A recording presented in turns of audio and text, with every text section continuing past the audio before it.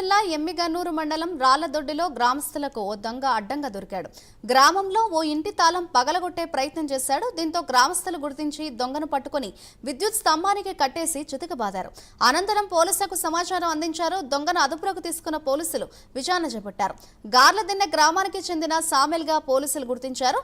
కొన్ని రోజుల క్రితం మతిస్థిమితం సరిగ్గా లేకపోవడంతో ఇలా ప్రవర్తిస్తున్నాడని పోలీసుల విచారణలో తేలింది.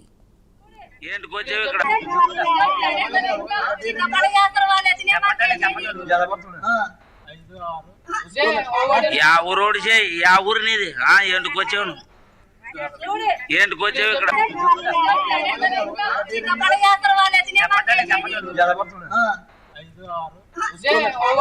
ఊరోడి ఊరినిది ఎందుకు వచ్చావు ఎందుకు వచ్చావు ఇక్కడ